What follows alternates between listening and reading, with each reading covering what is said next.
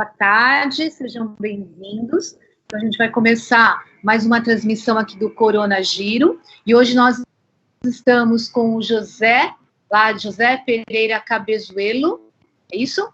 Que está em Portugal, a Glecielis e o André Sternes, que estão na Espanha. E eles vão contar um pouquinho aqui para a gente. Ao contrário. Ah, o José e a Glecielis estão na Espanha e o André está em Portugal. Tá.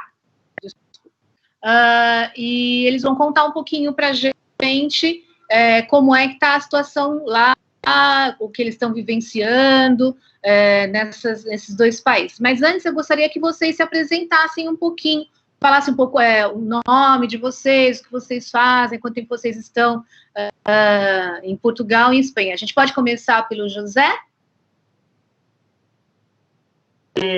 Comento que eu falo espanhol normalmente, pero se queredes intento falar português.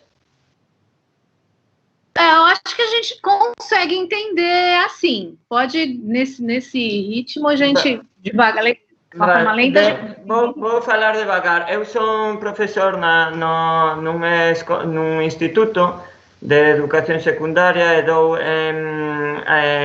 aulas para o que se chama en Brasil para acceso á universidade, para previamente o acceso á universidade, que na España os estudos son bacharelatos, é o nome que teñen. Son formado en economía, teño a licenciatura de economía, teño un máster de comercio exterior, teño tamén varios cursos de informática, etcétera, experiencia en empresas, estiven traballando en México, estiven en Portugal, en outros países, en Brasil estiven tamén ca miña esposa, etcétera. E há quanto tempo que você já está na Espanha? Eu nací na España, levo en España dende que nacín, desde sempre. Levo en España máis de 20 anos. Então você tá bem, conhece bastante, vários lugares. E a Glecielis é brasileira? Sim, eu sou brasileira, moro na Espanha já faz mais de 10 anos, vim para cá com uma bolsa de estudos do Erasmus Mundus e depois trasladei os meus estudos para a Espanha. E terminei a graduação aqui na Espanha, na Universidade de Santiago de Compostela. Atualmente eu estou acabando de fazer o mestrado em professorado de secundária, que no Brasil mestrado para professor, acho que se diz assim, sim. E atualmente eu estava fazendo as práticas em um instituto aqui de ensino fundamental e médio. Tá certo. Vocês querem contar um pouquinho, primeiro, como é que vocês estão vivenciando essa situação, e aí depois eu passo para o André? Certo. Como é que está a situação agora? Sí, pois nos levamos suspenderonse, de feito, a pandemia do coronavirus empezou en China xa a finais do ano 2019, pero aquí en Europa, en España en concreto, veu a través, sobre todo, de Italia, de persoas italianas que estiveron en China, de facto, afectou na España nos meses de febreiro, marzo, empezou a haber algún caso en febreiro e despois en marzo, o estado de alarma na España comezou o día, creo que foi o 14 de marzo, que decretou o goberno o estado de alarma, que é similar ao estado de excepción, que as persoas non poden sair das súas casas, teñen que estar recluídos na casa, excepto para facer algunhas cuestións esenciais como facer a compra, ir a un hospital, ir a unha farmacia, etc. Tiñan que estar, como coloquialmente nas noticias falan, pois estar en cuarentena. Eso tiña que facelo toda a población. E, de feito, ahora nestes momentos xa estamos nas fases de desescalada. Tivemos sucesivos prolongamentos do estado de alarma. Entón, prolongouse o estado de alarma dende o día 14 de marzo, prolongouse ata agora a última prolongación do estado de alarma é ata o mes de xuño, que foi ata o día 7 de xuño, e agora está facéndose desescalada, pero por comunidade autónoma. Entón, nós na Galiza non temos estados como no Brasil, o funcionamento é un poquinho diferente, chámanse comunidades autónomas. Entón, cada comunidade autónoma, según o número de casos, pois hai un procedimento de desescalada, é dicir, que se permite pasear ou se permite facer nun horario, pois, nos aquí na desescalada, pois o que fixeron foi dividir por horarios. Entón, pois a xente maior pode sair nun certo horario, os nenos pequenos noutro horario. Pois fan ese tipo de desescalada. Bueno, vou pasar a miña compañeira Glecieles, porque ela vai comentar un poquinho máis deste tema, explicar un pouco como foi a situación aquí en Galicia, en España. Tá certo, obrigada.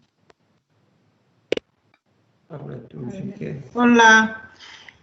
Pois nós vivemos na comunidade autônoma da Galícia, somos vizinhos do André, aqui ao norte da Espanha.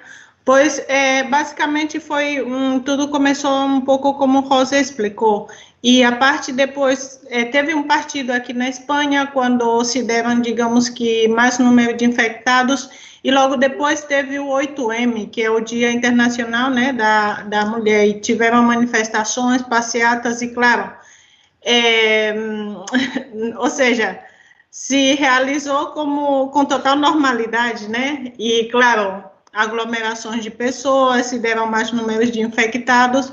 Quando foi depois que começaram a aparecer os casos, né, diagnosticar os casos, sim, o partido foi em Itália.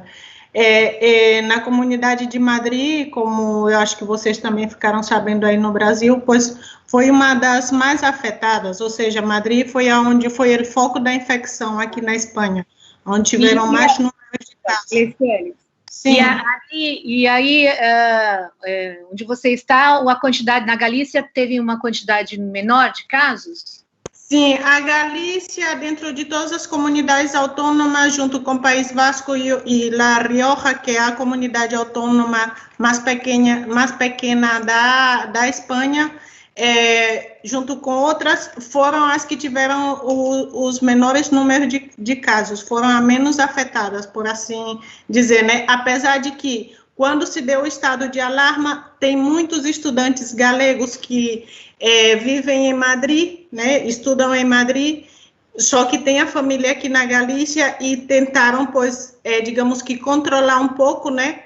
Esse trânsito desses estudantes, só que não foi totalmente possível, e claro, com a vinda desses estudantes e de trabalhadores, enfim, que tinham que fazer teletrabalho no seu momento, então, digamos que aqui na Galícia incrementou um pouco o número de casos, só que não foi tão elevado o número de casos, ou seja, tivemos um controle bastante digamos que razoável, e a parte quando se deu o estado de alarma, que isso também hay que dizer que a população, pelo menos aqui na comunidade da Galícia, eu penso que talvez em Espanha em seu conjunto, pois foram bastante solidárias no sentido de cumprir, ou seja, de ficar na casa, de sair realmente só para fazer a compra para a farmácia ou para coisas básicas necessárias.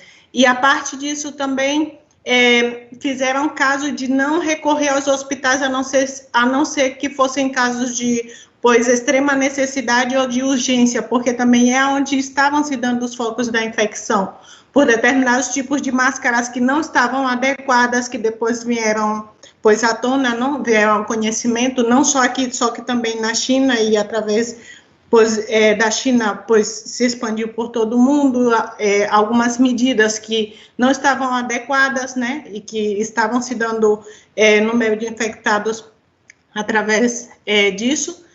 E depois também, algumas pessoas, pois tiveram que fazer teletrabalho e outras pessoas de alguns setores que não era possível fazer o teletrabalho, pois tiveram que ir às suas empresas e as empresas também adotaram medidas para não ter uma aglomeração dos seus funcionários, ou seja, diferentes franjas de horas, né? E a verdade é que, desde o ponto de vista político-econômico, aqui, a nível de Galícia, foi bastante, digamos que, foi bastante eficaz para a surpresa, porque, claro, quando se deu o estado de alarma, foi de repente, ou seja, a população, ninguém estava preparado. Foi uma coisa assim, da noite ao dia. Eu lembro que eu estava no instituto dando aula e no dia seguinte, pois, se deu o estado de alarma, ou seja, se suspendia todas as classes e, claro, foi uma coisa assim que, digamos que, a chegada de surpresa. Só que, dentro do que cabe, eu penso, pelo menos, que a comunidade autônoma da Galícia soube administrar bem, assim como o nosso vizinho em Portugal, que depois o André vai falar. Então, dentro de tudo isso, pois agora mesmo nós estamos já aqui no verão, então, no princípio, quando começou o plano de desescalada, ou seja, quando podíamos sair fazendo pequenas coisas, né? Agora já não tem, digamos que aqui na Galícia, já não estamos praticamente, pois, com esse controle, pois as crianças podem sair já a qualquer hora para passear, os adultos e tal. Ou seja, digamos que aqui na Galícia nós já estamos praticamente na nova, o que eles chamam aqui, né, na Espanha, da nova normalidade. Ou seja, se vamos comprar, hoje em dia, é obrigatório o uso de máscaras em lugares públicos e também em lugares públicos e também pelas praias, onde não se pode manter a distância de 2 metros, é obrigatório. E também quando tu vai no carro com outra pessoa que não seja da família, que não viva com você, também é obrigatório o uso de máscara. E quando também chega para comprar no supermercado, fruteria, pois sempre tem o gel, as luvas, e se vê aqui que as pessoas respeitam bastante essas medidas. Então, claro, se há uma colaboração da população, eu penso e confio que vamos sair dessa situação o quanto antes. Tá ótimo, muito obrigada. Eu vou passar agora a palavra para o André, para ele se apresentar, e os alunos que quiserem fazer perguntas já vão levantando a mão, que depois a gente passa para as perguntas deles, tá bom? Deixa eu primeiro chamar o André, se ele quer se apresentar. Olá. Tudo bem, André? Tudo bem? Bom, eu sou o André, eu estou aqui há 2 anos, cheguei agora, recém-chegado. Estou muito ligado no Brasil ainda, sei tudo que está acontecendo, meus pais estão lá, então vivo essa aflição diária, né, de ter parentes idosos no Brasil, né. Isso mesmo. Voltando, eu sou geólogo, sou professor de geografia e de ciências aqui, e é isso. Muito interessante o que a Gleice Ellis falou, eu concordo, aqui aconteceu a mesma coisa, as pessoas têm um senso de comunidade bem grande. Então, no dia, eu lembro que foi numa sexta-feira, a mesma coisa aconteceu comigo, eu estava dando aula, era uma quinta-feira, não era nem uma sexta, acho que pode ser dia 3 ou 4 de março, foi super cedo. Começou, a Itália começou a se dar mal, aí foi para a Espanha, foi por causa de um jogo de futebol, se não me engano, alguma coisa assim. E aqui em Portugal as pessoas resolveram fechar tudo. E foi todo mundo para casa. estava frio ainda, foi todo mundo para casa. Foi bem interessante, porque eu mesmo no começo não acreditava muito nisso, né? Eu achava, não vai ser muita coisa, mas eu vi que as pessoas não estavam brincando, então eu não tive escolha de ficar, eu acho que sim, acho que não. Eu tive que me comportar como todo mundo, né? E foi exatamente o que eles falaram, foi adotado né, durante a pandemia, o governo muito presente, né? Então, todo dia de manhã, era às 8 horas da noite, eu lembro direitinho. Às 8, 9, às vezes tinha atraso, era reunião do governo, e dali saíam as notícias, o que tinha que ser feito, o que não ia ser feito, quanto tempo ia ser prolongado o estado emergencial, o estado de atenção, o estado de não sei o quê. Teve uma época que a gente não podia sair da nossa freguesia.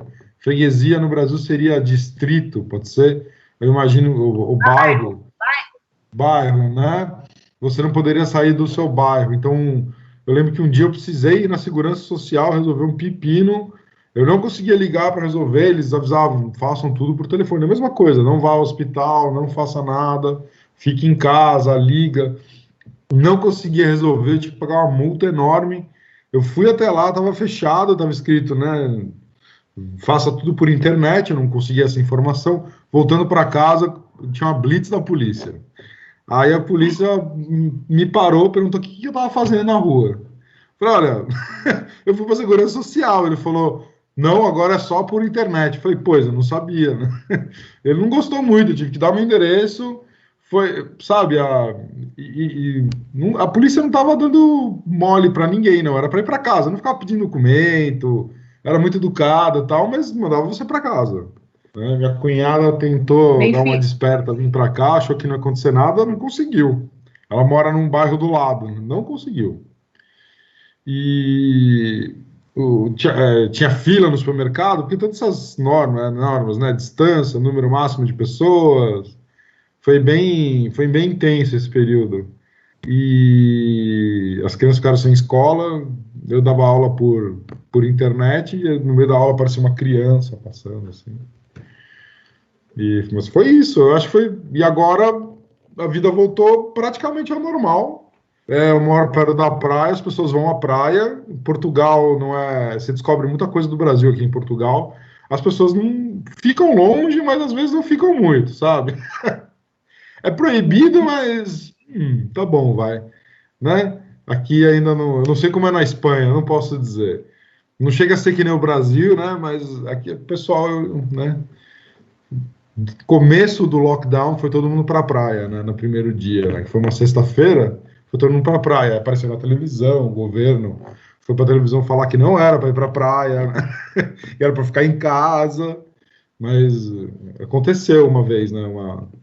Uma praia e umas duas. Agora é máscara, né? Lavar a mão, é o que a Gleicieres falou, esses procedimentos e a vida está chegando, está começando a voltar ao normal. Eu acho que os hotéis, a fronteira com a Espanha abriu agora, dia 15. Então, isso significa que vai entrar comida de volta aqui, porque quase tudo do Portugal vem da Espanha, quase tudo, assim, é fenomenal a dependência. E dia 1º de julho os hotéis abrem, porque Portugal depende fundamentalmente do turismo. Acho que a Espanha tem bastante, né, influência do PIB com o turismo, né, e a ausência do turismo Eu acho que Portugal recebe 3 vezes mais turista do que o Brasil. O Brasil fica na mais ou menos uns 5 milhões, né, aqui o ano passado foram 15 milhões de turistas. Então isso gera muita renda, né? E sem isso, e agora está chegando o verão, que é o auge, né? Então o pessoal está bem preocupado aqui. Mas não houve colapso. Eu ia passar para vocês, se vocês quiserem, eu posso pôr aqui uma página do governo, que é bem interessante, e está em português. Eles passam um relatório diário da situação do Covid. Tudo que acontece, quantas pessoas. Divulgação dos dados. Eu acompanhava lá. E é bem fácil, é bem fácil de entender. Sai todo dia, meio-dia. Um pouco diferente. aqui do Brasil. Mas aqui também é fácil, só tem 10 milhões de habitantes, né? Se vocês forem ver o que eu mandei para vocês, quantos casos teve no Portugal? Teve 1.526 óbitos, né? É muito pouco comparado a qualquer outro país, né? 1.500 óbitos e 37 mil casos. Bem pouco. Mas mesmo em comparação com a população, ainda é um índice baixo, né? Então foi bastante comentado, né? Que Portugal conseguiu se proteger bem, né? Eu acho que é interessante esse senso comunitário, né, aqui. E tem uma grande população, né? A grande parte da população é idosa, né? Tem bastante gente, né, da terceira idade aqui, e eles ficaram bem apavorados. Eu conversei com alguns, eles estavam com bastante medo. Então houve uma contração mesmo, né? Houve essa contração e deu certo, tanto que os meus pais ainda no Brasil estão trancados em casa, estão reclamando do que está acontecendo e a gente já está indo para a praia, né? Então, esse é o que deu certo aqui, né? Mas, de novo, né, é um país pequeno. É mais fácil de observar as diferenças, né? Só tem uma fronteira com a Espanha, é muito mais fácil, né? Eu posso passar a palavra, eu tenho uma pergunta aqui do Antônio. Antônio, você quer fazer a pergunta? Sim, na verdade, eu tenho uma pergunta, mas o tempo todo que eu fiquei com a mão levantada, na verdade, eu não tinha percebido que eu cliquei no botão. Mas eu tenho uma pergunta, assim. Pode falar.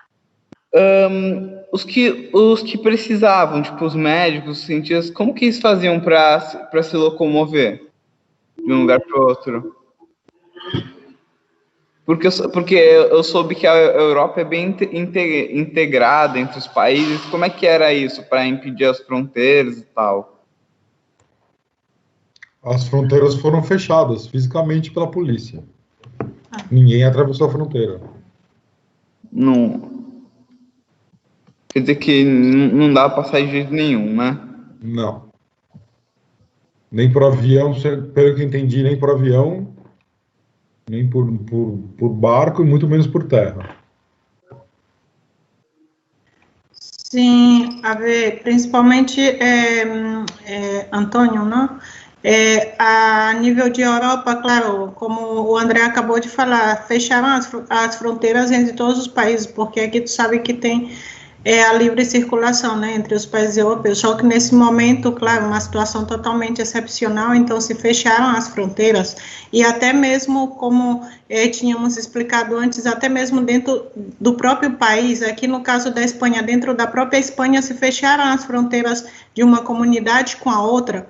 No caso de Madrid, se colapsou, o que o André falou antes, que eu lembrei, aqui, agora mesmo,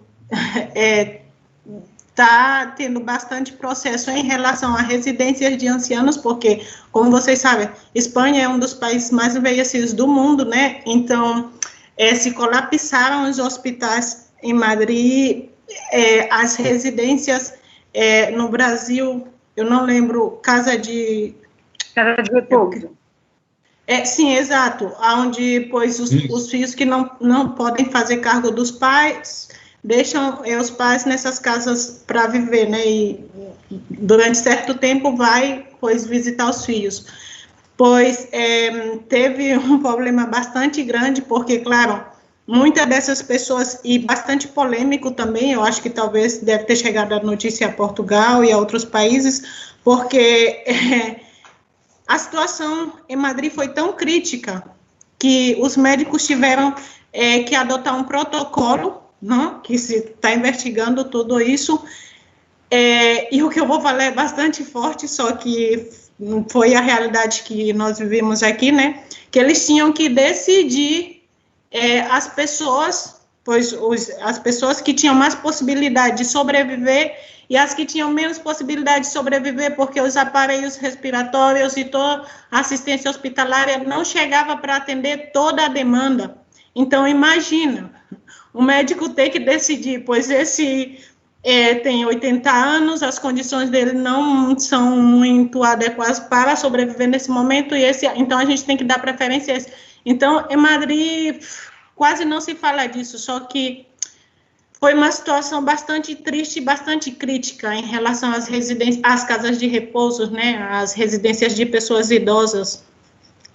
E, claro, agora nós estamos vendo como vai ficar tudo isso, e, claro, o governo tomou medidas, porque se está falando muito, eu não sei, em Portugal, só que aqui em Espanha se está falando muito que pode vir ter um rebrote agora, quando chegue o outono, o inverno, pois pode, então eles estão se preparando para que não venha, né, acontecer, digamos que, essas calamidades que houve, agora no princípio, porque, claro, essa questão é inédita. Tu conversa com pessoas pois, que han passado por situações, aqui mesmo, pessoas idosas que viveram a guerra civil aqui espanhola e tudo, tu conversa com essas pessoas, e é uma situação que nunca ninguém viveu, sabe?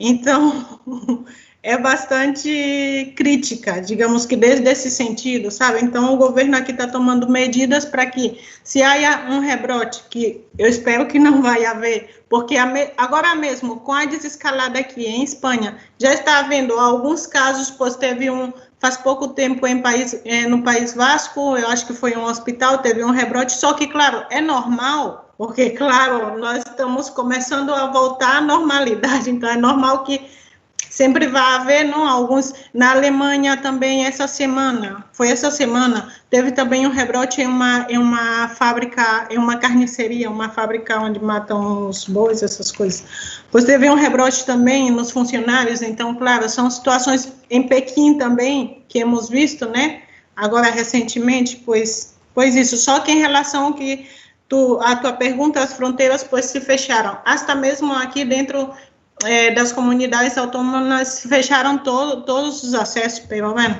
Isso. Obrigada. Eu queria fazer uma pergunta, que você falou das pessoas que faleceram. Existe um sistema de saúde público aí, particular? Como é que funciona esse tratamento, a recepção dessas pessoas que estão doentes? Sí, aquí en España, es contexto, existe un sistema público de saúde. O problema que hai é que o sistema de saúde público estaba saturado polo número de casos. De feito, como comentaba a miña compañeira Glecieles, Madrid, de feito, polo reducido número de aparellos para respirar, tiveron que decidir as persoas que os usaban, e a xente maior ou con risco de morte de máis de 80 anos, pois non lle daban aparellos directamente, a deixaban morir directamente. Entón, eso é o que se está investigando e o que están denunciando as persoas en as residencias de anciáns, incluso morían na propia residencia sen ningún antecedemento médico, porque o sistema sanitario estaba saturado e movían directamente nas súas camas, os tiñan en cuarentena na propia residencia e non podían sair nin entrar ninguén. Entón movían e incluso non podían velos a familia nos enterros, porque os enterros tamén estaban restringidos. Incineraban a xente e como había tan pouca capacidade en Madrid de incineración, mandaban os corpos en camións, cheos de camión de corpos mortos, de ataúdes, de caixas, de caixóns, se di en Brasil, cheos de falecidos a outras comunidades. Os incineraban nas outras comunidades que tiñan menos casos, como na Galiza, e despois o mandaban ás cerizas ao seu destinatario, ao seu familiar, pero en moitos casos as cenizas non chegaban, o familiar non sabía onde estaba o corpo, o sea, foi unha xestión bastante non moi boa, por decirlo de maneira suave. E despois tamén o caso do 8M fixeron unha manifestación moi grande para os dereitos da muller, e o goberno non fixo nada por impedila, e incluso preguntáronse o coordinador do coronavirus, que é Fernando Simón, que aconsellaba, se ir á manifestación ou non. E o que contestou foi que cada un fixera o que lle parecía, o sea, que si que quixera ir, que fora, e senón que non pasaba nada, que podía ir sen problema ningún, ou non. Nesa manifestación que se chama do 8M, contaxiáronse moita xente en Madrid, que foi balizada en Madrid o 8, como o propio nome indica, o 8 de marzo, que foi un pouco antes de establecer o estado de alarma. E tamén orixinouse porque foron 2.500 aficionados, tamén foron de Portugal e de outros países, a Italia, a Milán, que era onde xa había bastantes casos de coronavirus, e infectáronse tamén nesas datas, a principios de marzo, moitas persoas, sobre todo en Madrid. Vou a compartir aquí uns datos a ver se me deixa, da pantalla. Teño aquí uns datos do coronavirus en España e en todo o mundo. Entón, en España, a principal comunidade autónoma con máis contaxios foi Madrid. Non sei se estades vendo o que estou vendo eu. Sí. Entón, hubo 70.000 casos confirmados. De feito, estos son confirmados con PCR, é dicir, con test que, de feito, o goberno estableceu unhas condicións para o contagio un pouco estritas para marcar os casos de contagiados. Por exemplo, había discrepancias en diferentes comunidades, entonces se estableceu que solo os que fixeron un tipo de test se contabilizaban como contagiados. Entón, os contagiados normalmente reais serían máis do doble, según as estimacións. O sea, destos 70.000, os reais serían alrededor de uns 140.000-150.000 casos confirmados, porque solo considerou o goberno un tipo de test para os casos confirmados. Despois, os falecidos, tamén os falecidos só se contan os que faleceron nun centro hospitalario e lle fixeron o test. Hai moitos fallecidos que non lle fixeron o test do coronavirus. Entón, inda que falleceron polo coronavirus, non están contabilizados. Eso tamén sucedeu e tamén aproximadamente a metade dos fallecidos dos realmente reais. Aquí en Madrid son o maior número de fallecidos da España, que son casi 9.000, que serían tamén alrededor do doble. Non se pode estimar, eso están facendo estudios para saber as cifras reais, pero ainda non están publicados. E despois en Galicia sí que hubo bastantes menos casos e fallecidos. En Galicia, Asturias, nas comunidades autónomas un pouquiño máis alonxadas de Madrid. Por qué? Porque o foco foi en Madrid e foi expandíndose de xente que viaxou de Madrid a outras comunidades. Entón o problema foi ata que non controlaron porque no estado de alarma non se podía viaxar nin entre comunidades nin entre provincias tampouco, non se podía, o que falaba Albert, creo que ao que falaba Albert, que non se podía, solo se podía ficar no teu barrio. E despois, na enfermedade a nivel mundial, pois España é un dos maiores que ten, contagiados por 1.000 persoas, por 1 millón de persoas, casos por 1 millón de persoas, 5.000, ten 27.000 fallecidos, según os datos oficiais, claro. Aquí o maior dos casos son en Italia, de fallecidos o número maior xa aparece aquí Estados Unidos. En Brasil, pois, hai relativamente poucos relacionados ca población, son bastantes, pero sería eso. E despois o tema das residencias de maiores é o que falaba, teño aquí varias noticias, tanto do caso de 8M como de residencias de maiores, pero ahora mesmo na situación actual, vou cebar isto, non sei como se quita isto da pantalla, xa o quitei. Ahora mesmo mesmo de España non hai problemas no sistema de salud, xa non está saturado, porque reduciuse o número de casos, vale? Sería eso.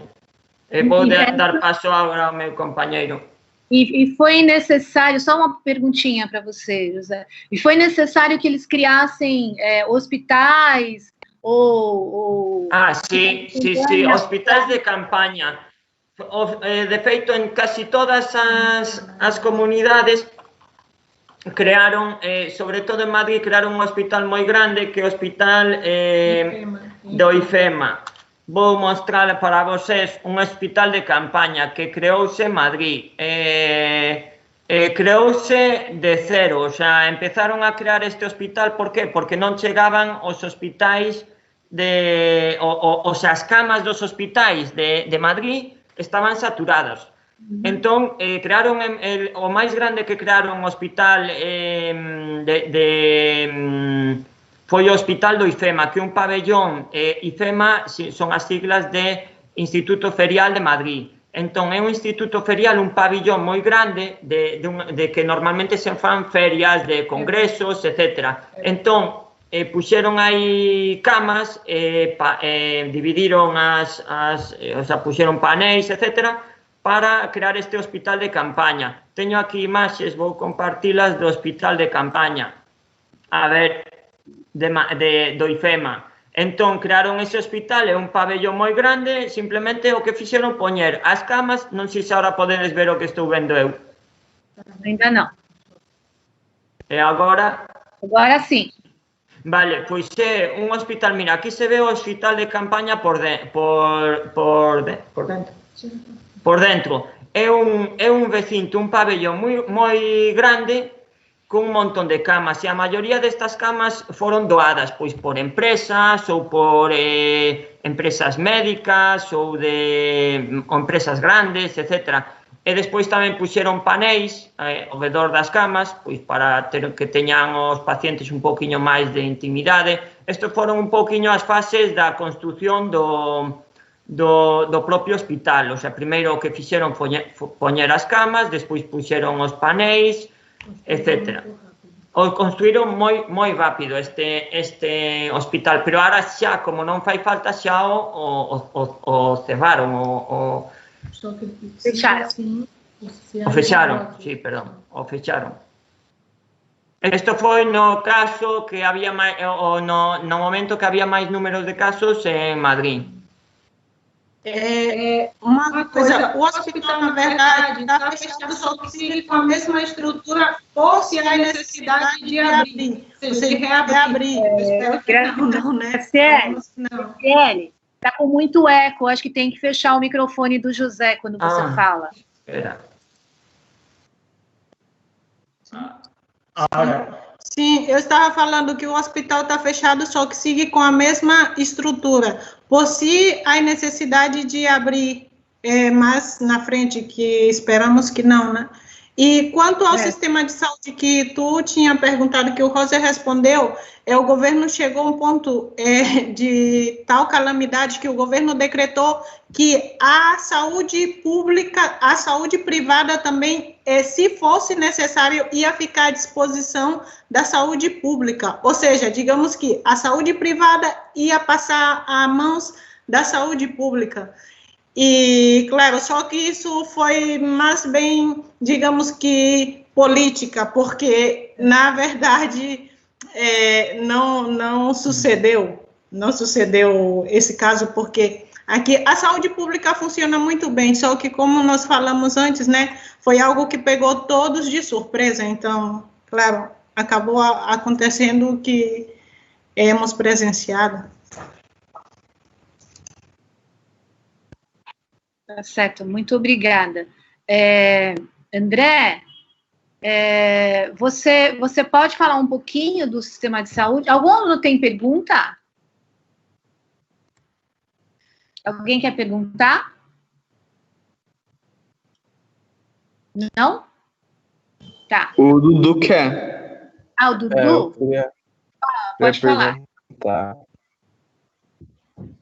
Pode perguntar. Como é que Como é que está sendo aí em Portugal e na Espanha a repercussão do Brasil, como está sendo a situação no Brasil, tudo que está acontecendo aqui? Péssima. Vamos começar pelo André respondendo? Pode ser? Péssima.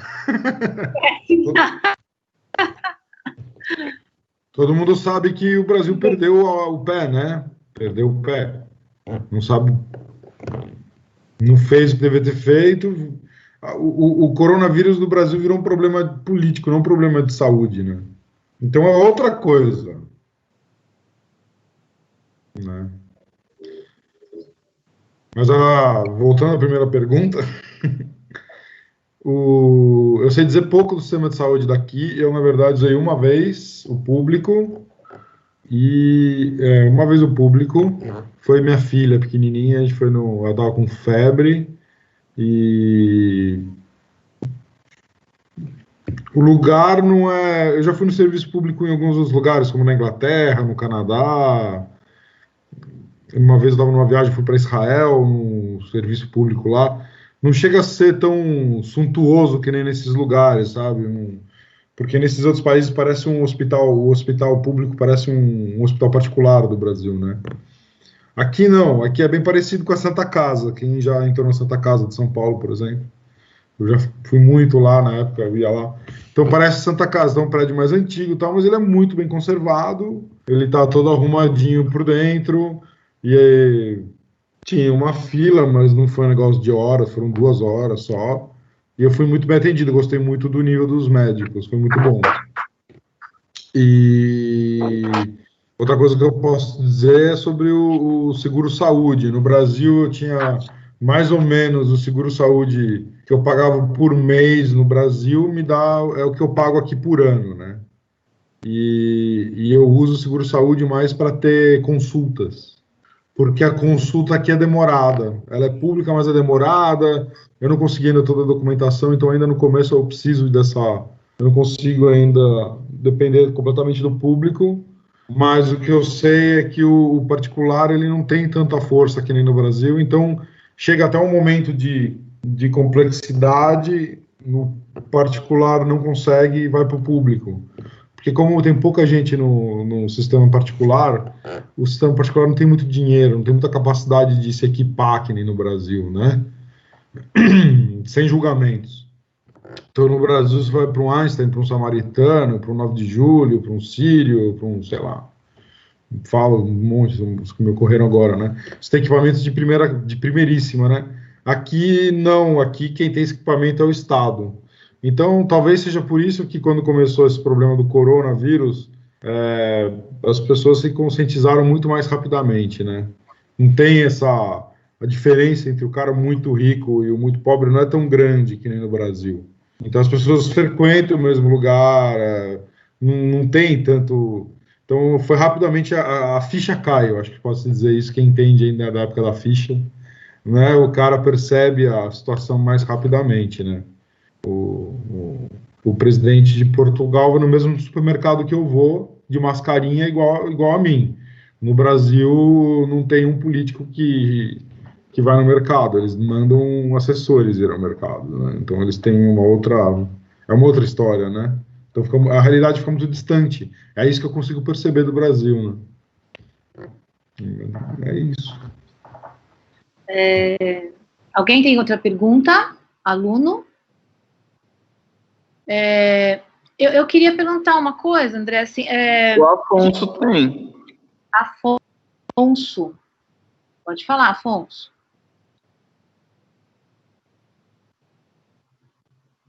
Afonso? Eu estava falando com o microfone desligado, desculpa.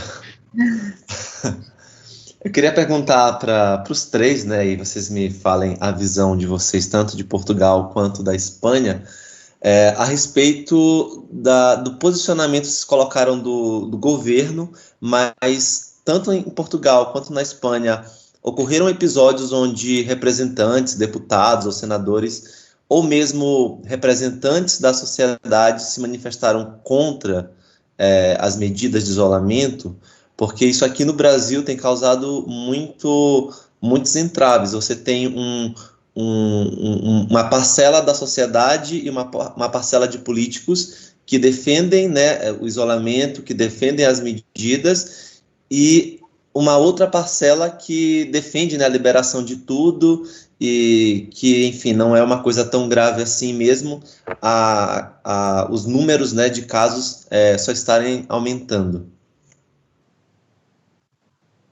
Não que eu saiba.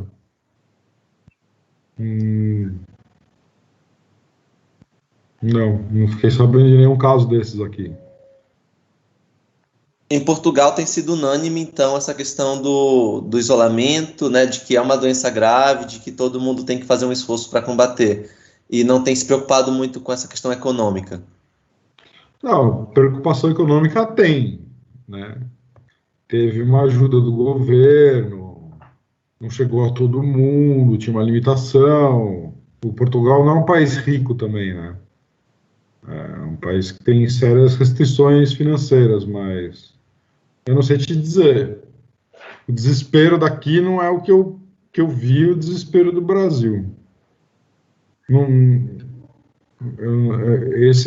Eu posso te dizer o que eu senti, eu não posso te dizer o porquê, não sei né, qualificar isso. Comento o caso de España, te comento, Afonso, pois no caso de España coincido con André, excepto nesta última etapa de desescalada, que nesta última etapa, como é asimétrica quere decir que é diferente según cada comunidade autónoma, o sea, según cada, o que equivaldría no caso do Brasil, os estados. Entón, nese caso sí que algunhas comunidades autónomas solicitaron antes flexibilizar as medidas de confinamento, é dicir, que para que as persoas pudieran moverse entre provincias ou abrir empresas, etc., por motivos económicos. Pero non tampouco vexo, como falaba André, ese caso de dúas posicións contrapostas. No inicio do estado de alarma todo o mundo estaba de acordo co confinamento. Por qué? Porque está claro, incluso fixo mal o goberno que pasou, que fixo o estado de alarma moi tarde. O día 13, cando xa esta pandemia estaba dende decembro, xaneiro, febreiro, estaba aumentando o número de casos. Se incluso houbera o goberno prohibido as manifestacións ou as concentracións, que non só houbo a manifestación do 8M, houbo partidos de fútbol, pero non só na España, en Italia, en Francia, en Alemania, en Grecia, estos partidos ou estas concentracións de xente, manifestacións, foron o que expandiu moi rápido a pandemia a nivel de Europa, estou falando. Non é o que pasa en Brasil, que sobre todo ao principio da pandemia falaban de que non era necesario estado de alarma ou confinamento, e non están cumplindo, polo que as informacións que eu teña, o tan estrictamente como se fai en Europa o estado de alarma. A xente está saindo igual á rúa, non están tomando as medidas de precaución como aquí, que aquí, por exemplo, é obligatorio, incluso agora na nova normalidade é obligatorio sair á rúa con máscara, con mascarilla, con máscara. É obrigatorio lavar as mans cando entran no supermercado, tes que manter, que acaba de poñer André, pois tes que entrar no supermercado antes lavar as mans co gel hidroalcohólico, tes que poñer guantes de luvas descartables de plástico, tes que manter todo este tipo de medidas, para que? Para evitar os contagios. Ahora, se está flexibilizando o estado de alarma, pero están aumentando ese tipo de medidas. Non é que haxa, como hai en Brasil, pois eso, certos políticos que estén en contra ou certos que non. Ahora sí, porque hai moitos menos casos en algunhas comunidades. Por exemplo, Galicia xa solicitou voltar á nova normalidade, como comentaba Glecieles. e agora xa están as abertas as empresas, xa se pode sair á rúa, etc. Pero que pasa con esas medidas de seguridade sanitarias, de uso de máscara, de gel, de límite nos supermercados ou nos outros establecementos, sempre hai que levar a máscara, etc. Non sei se contestei a pregunta ou se queren engadir algo máis Glecieles ou André. Bueno,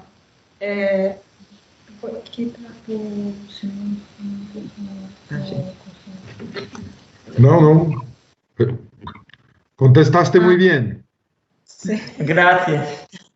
Sim, só añadir uma coisa que eu vejo as notícias aqui, acompanho as notícias, claro que com as notícias, né, temos que ter bastante cuidado, porque também cada emissora coloca o que lhe interessa, né? E, claro, a imagem que está passando atualmente, pois, do Brasil, principalmente do presidente, eu falo principalmente do presidente do Brasil, é bastante triste, porque, claro, colocam algumas coisas que ele fala e que não é, digamos que, digno de que fale um presidente que, digamos que, em teoria, né, dirige uma nação. E a parte também da questão das pessoas, mostram aqui bastante nas notícias, né, porque eu também tento ver as notícias nos canais do Brasil, né, só que aqui mostram, pois, o número de mortos, aí mostram a concentração de pessoas nas ruas comprando sem máscara, sem nada. Só que também eu acho que a gente tem que ver uma coisa. Vamos ver também, e não é querendo justificar, obviamente, não é querendo justificar, só que vamos ver uma coisa, a dimensão do nosso país, a dimensão do Brasil, o número de população. Então, claro, digamos que um pouco mais complicado, né? De administrar, e a parte, o que o André falou no princípio, a questão da solidariedade, como eu falei aqui também, sabe?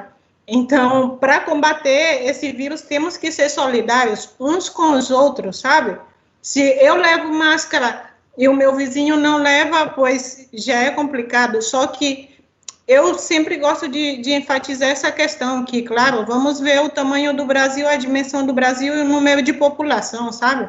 E a parte que vamos ver que o Brasil, né, é um país emergente, que nunca sai... Ai, que lindo!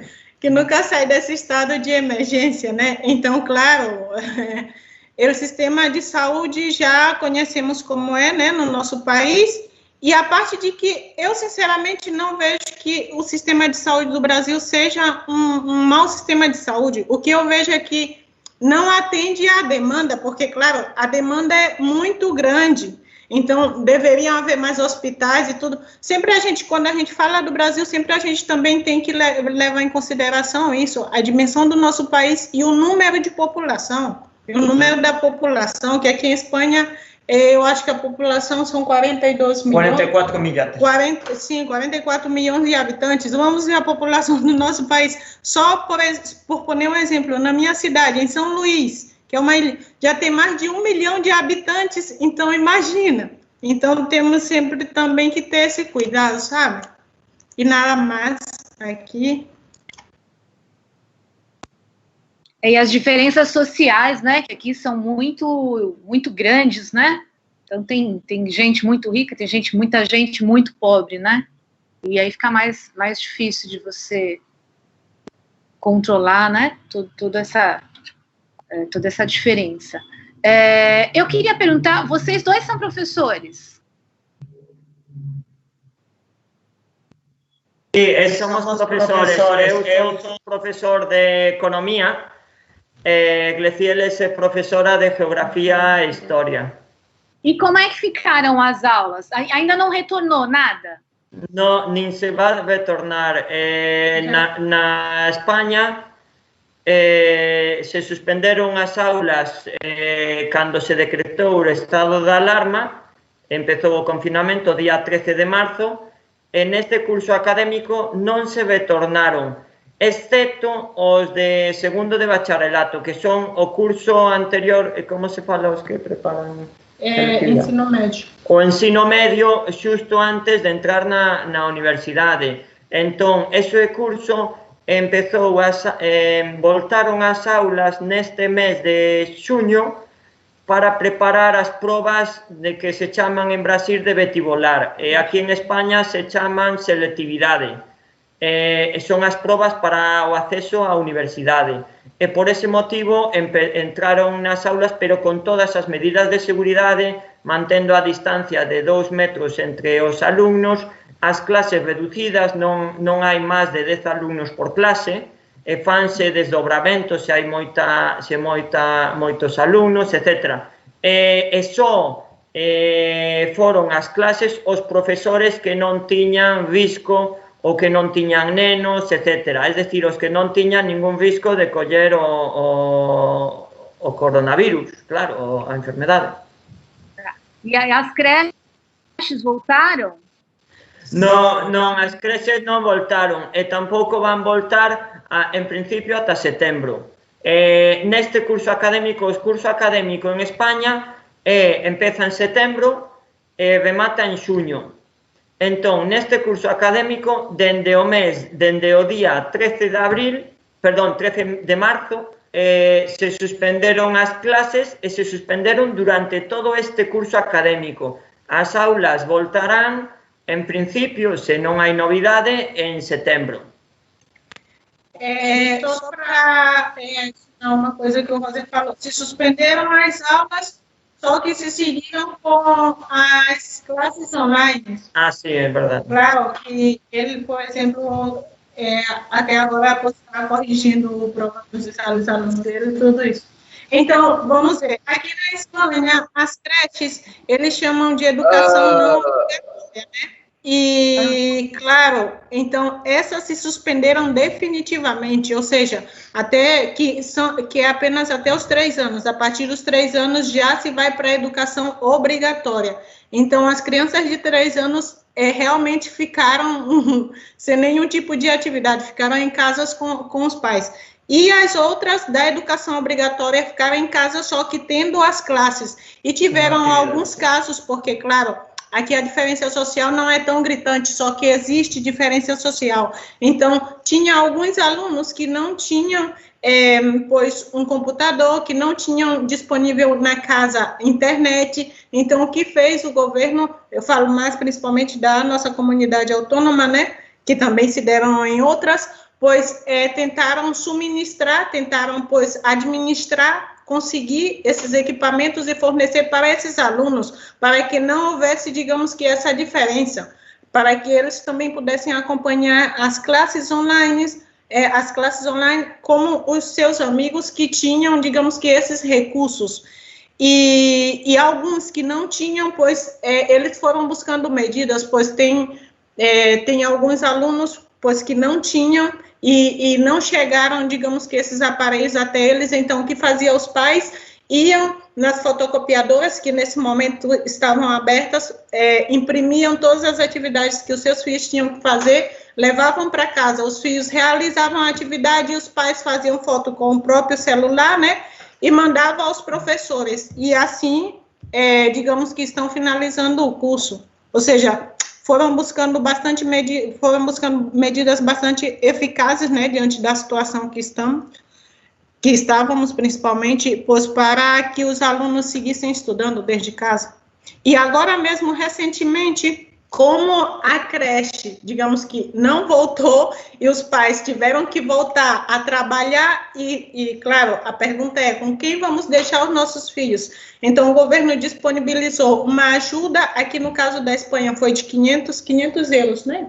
500 ou 600 euros. Para pagar uma cuidadora. Para pagar uma pessoa que pudesse estar com essas crianças enquanto os pais estivessem no trabalho. E toda essa ajuda, pois, ia em função da quantidade de número de filhos que tinha cada família, e também em função do número do salário que recebe essa família. Ou seja, que não foi disponível para todos os que tinham condições de pagar, que eles consideravam que tinham condições de pagar uma pessoa, pois não se beneficiaram dessa renda. Isso. Aqui voltou tudo. Antônio tem uma pergunta. Creche. André, Pode falar. Não, era só para complementar o deles, que aqui eu estava olhando no calendário o dia que a gente parou, eu parei de trabalhar no dia 5 de março. Foi, na verdade, meu último dia foi 5 de março. Dia 7, no sábado, as ruas aqui já estavam desertas. E vocês falam sempre dia 10, dia 13, né? Isso. Aqui foi bem antes. Eu ouvi vocês responder. Aqui foi bem antes, foi uma semana antes ou mais, né? Quase uns 10 dias antes. E fez essa diferença, porque agora os meus filhos voltaram para a creche e as escolas agora não, porque tá tudo em férias, né? Agora começou as férias e vai só voltar em setembro. Mas acho que em setembro volta tudo normal. Não vejo grandes problemas aqui. Tá certo. Antônio, tem alguma pergunta?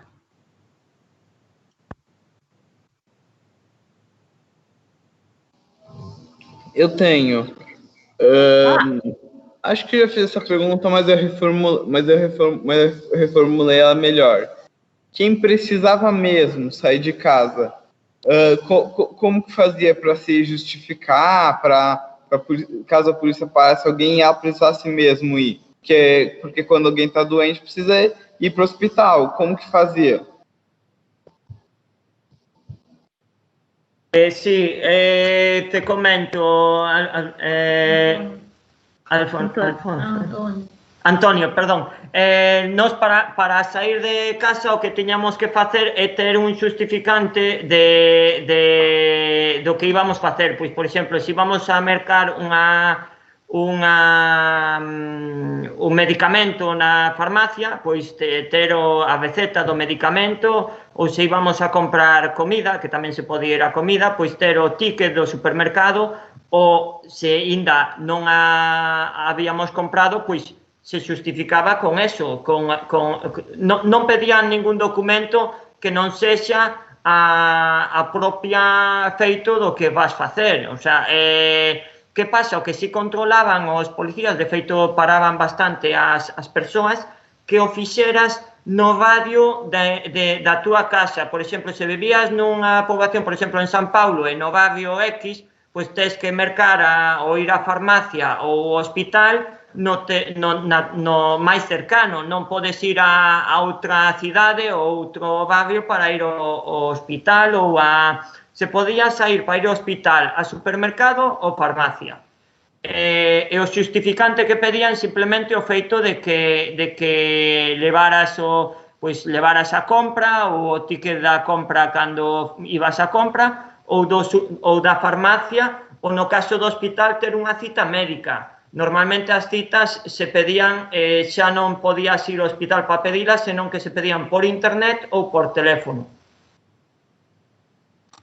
Aqui você precisava se você precisasse trabalhar muito, ou precisasse realmente sair de casa, sair da sua freguesia, você tinha que imprimir um papel, dizer que horas você ia, você mesmo se declarava o que você ia fazer, que horas que você ia, voltava, seu endereço, você põe umas informações para o guarda olhar, mas não era nada, né, ostensivo, assim. Mas era o suficiente para você não sair da sua aqui a freguesia, né? Eu não podia ir para Lisboa, porque eu não estou na freguesia de Lisboa, eu não podia ir para Lisboa, tinha um mercado que eu ia, eu não podia ir. Eu tive que frequentar aqui, o que ele falou, eu ia tudo a pé. Então você vai sempre a pé, então você não precisa levar documento nenhum, nada. E quando você precisava de médico, você ligava, você tinha um número para ligar, e eles te davam orientações, e aí você ia no médico, né, eu acho que só, eu não liguei, eu não sei dizer, mas aí depois que eles te indicavam, vai para tal hospital, tal lugar, e é isso. Uma coisa interessante que tem aqui, em Cascais, né, que se você for até a municipalidade, eles te testam de Covid de graça. Então, quem quiser saber se teve contato com a doença, você vai o que seria a prefeitura e você faz o teste.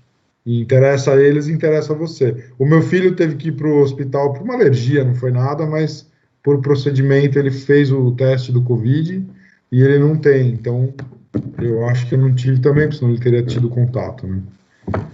Mas é isso. Então teve bastante testagem em massa aí. Então, acho que teve mais de 1 milhão, né? É o que está dizendo aqui nesse laudo. Se foi 1 milhão, um país de 10 milhões, foi 10%. O que seria no Brasil se eles tivessem testado 20 milhões, né? 22 milhões, né? Não dá para testar todo mundo. Talvez um país que nem esse desse, mas mesmo aqui eles não vão testar todo mundo. Você vai trabalhar por estatística. Até porque também, como teve um pico, não teve tanto teste produzido, né? Para tanta gente em tão pouco tempo. Exato. No período pequeno, muita gente no período pequeno, né? É difícil de ter teste para todo mundo. Mais alguma pergunta? Afonso, Cláudia? Eu tenho. Pode falar. Deixa eu ligar aqui minha câmera para ver um pouco vocês. Desculpa, não me apresentei anteriormente. Eu sou Afonso, né, professor de Geografia da escola. Fiz a pergunta lá sobre as questões políticas tanto em Portugal quanto em Espanha. Mas, agora pegando o gancho anterior, né, que acho que até o André colocou sobre a reabertura do verão, agora que é um período onde, principalmente Portugal, que depende muito do turismo, anseia muito por esse período, eu queria saber como é que estão como é que está a entrada de viagens internacionais aí, tanto em Portugal quanto na Espanha. Eu vi nos noticiários que a Europa já começa a abrir as fronteiras entre os países da União Europeia, acho que exceto a Suécia. E eu vi que, no caso de Portugal, eu vi no site uma agência internacional de aviação, que no caso de Portugal, eles estavam aceitando voos do Brasil, desde que partissem do Rio de Janeiro e de São Paulo. Só que uma outra portaria tem a lei da reciprocidade. Como o Brasil não abriu as fronteiras, eu acho que não pode mais ir brasileiro para Portugal. Como é que está esse cenário aí, tanto na Espanha quanto em Portugal, de viagens fora da União Europeia? Vale. Bueno, queres empezar, tío? Empezo. Mira, na caso de España, o goberno español abriu as fronteras do espacio Schengen, vai abrir as fronteras do espacio Schengen ao día 21 de xuño. O sea, ainda non están fechadas para calquer cidadán da Unión Europea, o sea, non poden viaxar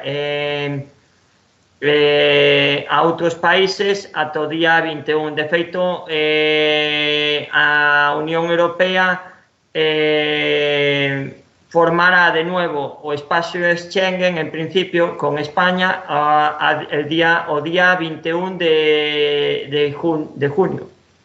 Y luego, para el resto de países, de momento aún no se sabe, no se tiene fecha, excepto con Portugal, que en Portugal el 1 de...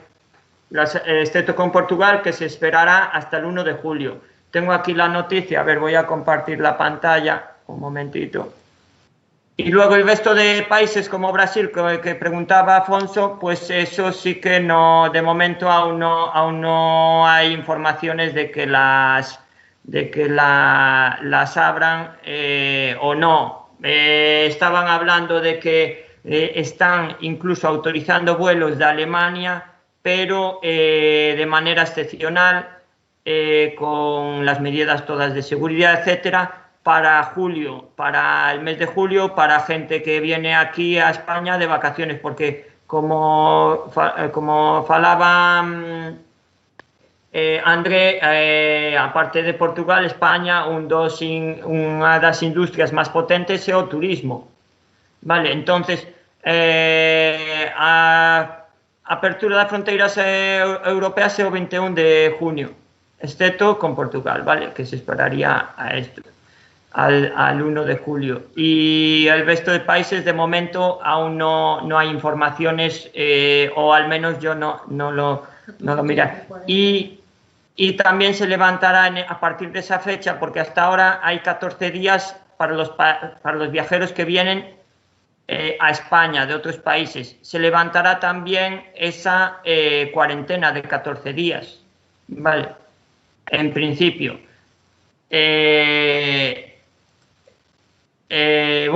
Voy a dar paso a Glecieles y a André, porque igual en Portugal es diferente. En Portugal, o si quiere comentar algo también, Glecieles. Voy a quitar esto. Colocar a questão da quarentena aqui. Sim, não escuta.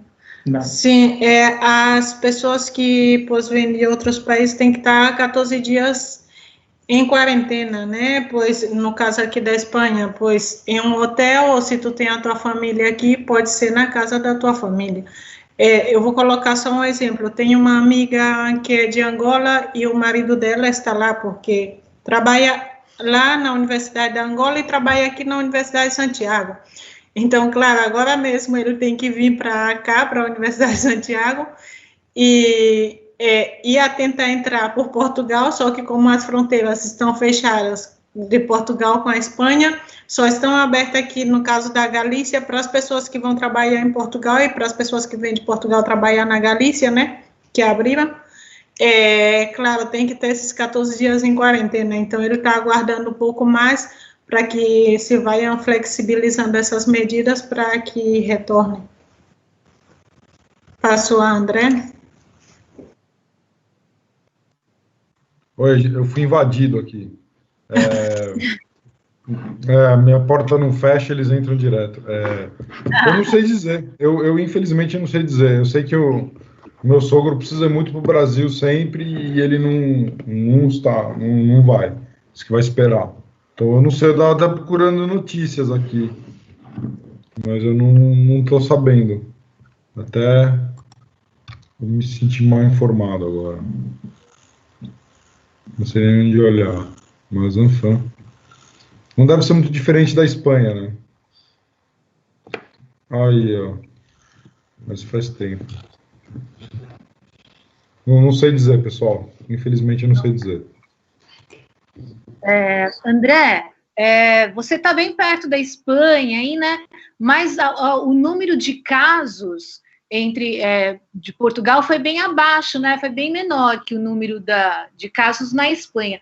Você saberia explicar, assim, quais seriam os fatores que fizeram a reação que Portugal teve que diminuísse o número de casos, que tivessem uma incidência menor de Covid? Eu acho... Deixa eu ver. Tá. Eu acho que foi porque o lockdown foi feito muito, muito cedo. E as pessoas realmente obedeceram. Era impressionante. Eu moro num lugar até agitado, não tinha um ser humano. Então, eu acho que foi isso. Eu não vejo muito outra explicação. Porque teve uma crise enorme no país bem do lado, que foi Espanha, e na Itália, que nem é muito longe daqui também. Então, eu lembro que se falava muito da Itália, na Itália, e ainda não tinha chegado na Espanha. E quando chegou na Espanha, a gente já estava com o lockdown aqui. Então, eu acho que foi isso. A minha impressão, né? Eu não sei o que se diz oficialmente. Né? Tem uma explicação, né? Mais alguma pergunta? Pode falar. A ver, aqui como é que tá. Sim. O que o André falou, claro. Aqui, Portugal, aqui em Espanha, ficou como exemplo de um dos países que souberam gestionar muito bem essa crise da saúde, claro. Até sempre a gente via as notícias e, claro, Portugal estava, como exemplo, né, aqui em Espanha, vamos ver como Portugal administrou bastante bem essa crise da saúde e tudo isso. Então, claro, o que o André falou, em Portugal, digamos que tomaram as medidas mais cedo. Aqui em Espanha, relaxaram muito. É o que o José tinha falado. a manifestação do 8M como eu não sei aí no Brasil como seria o nome para esse cargo aqui, digamos que o Fernando Simão, que é o coordenador, digamos que da saúde, nesse caso, né, que como é que um coordenador da saúde, em seu momento, vai para frente da televisão dizer simplesmente que se ele tivesse um filho, que ele não ia dizer ao filho dele que não fosse a essa manifestação, o filho dele que fizesse o que ele quisesse fazer, o que ele achasse mais adequado. Ou seja, dizendo à população espanhola que eu não vou dizer para vocês, não vayam à manifestação e nem vayam, que vocês façam o que vocês quiserem. Ou seja, relaxaram bastante e tem também até bastante processos que estão investigando, pois, claro, essa questão do governo, porque o governo sabia dessa informação muito antes, claro, muito antes. É o que o André falou, em Portugal começou bastante antes, e aqui, pois, tardou bastante. José, quer adicionar mais algo? Sí, bueno, adicionar a lo que dice o Gleciales, aquí na Galiza, tamén moitos dos casos que se produciron foi de persoas que viñeron, cando empezou o estado de alarma, viñeron a segundas residencias aquí en Galicia, porque moitas persoas de Madrid teñen aquí residencias, pisos, condominios, etcétera, en Galicia. Entón, viñeron aquí, algunhas delas estaban contagiadas, contagiaron as persoas de aquí, saltando, en principio, o estado de alarma, porque non se podía viajar entre comunidades autónomas. Entón, os de Madrid, o que tiñan familia en Galicia ou propiedades, ou en Asturias ou en outras comunidades, pois foron as súas segundas residencias para pasar o estado de alarma, pero contagiaron a familiares ou a outras persoas desas comunidades. De feito, o origen dos casos aquí en Galicia, de feito non hai moitos, pero os que hai son todos por originarios de casos importados de Madrid. Sim. Também hay que explicar que aqui na comunidade autônoma da Galícia, mas precisamente onde a gente vive, é uma área bastante turística no verão, se chama as Rias Baixas, né? As Rias Baixas galegas, temos as Rias Altas e as Rias Baixas.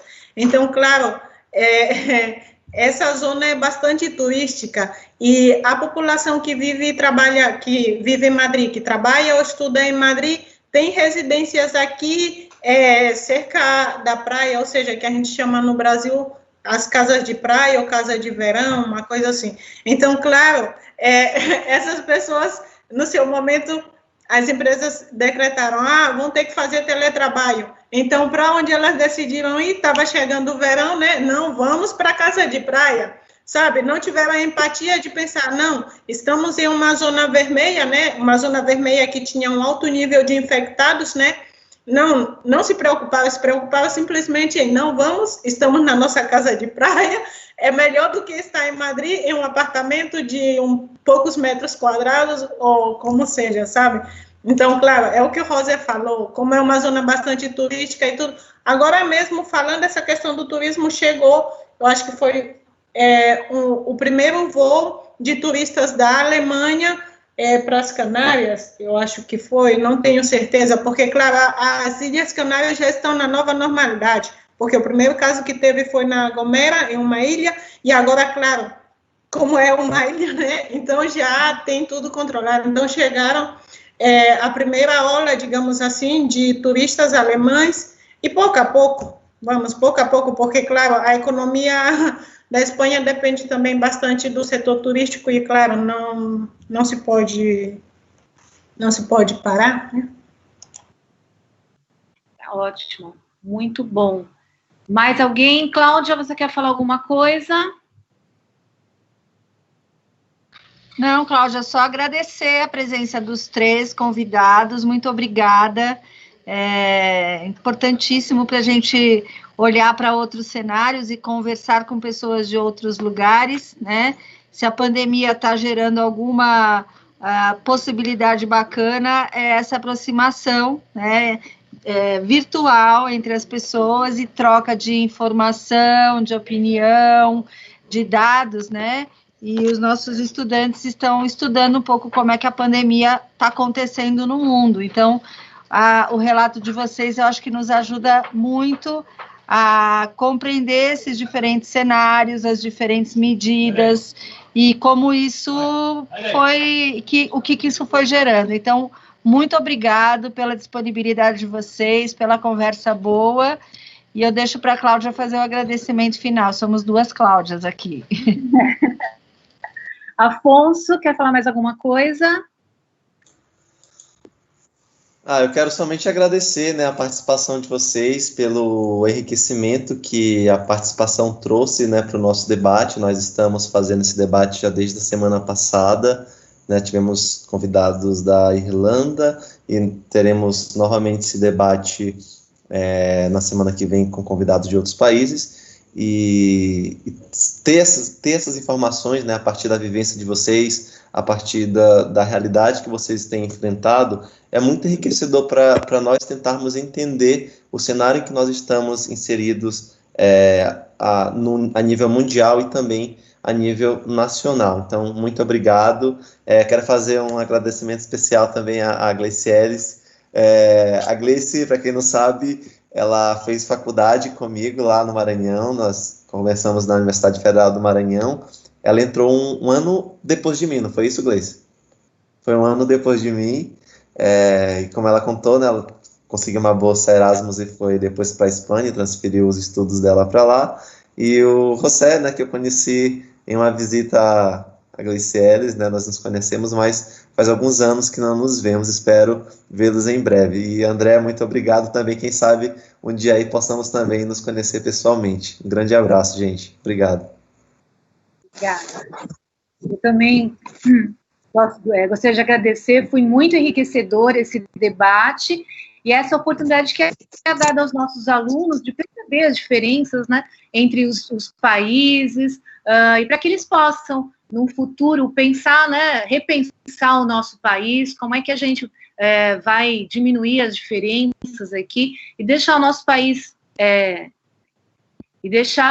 país bem mais fácil, né, de viver, né, que a gente possa viver bem aqui no Brasil. E muito obrigada a vocês pela participação, André, Gleicielis e José, foi muito bom. Foi um prazer. É um prazer. Cláudias, Afonso, muito obrigado. Meninos, alunos.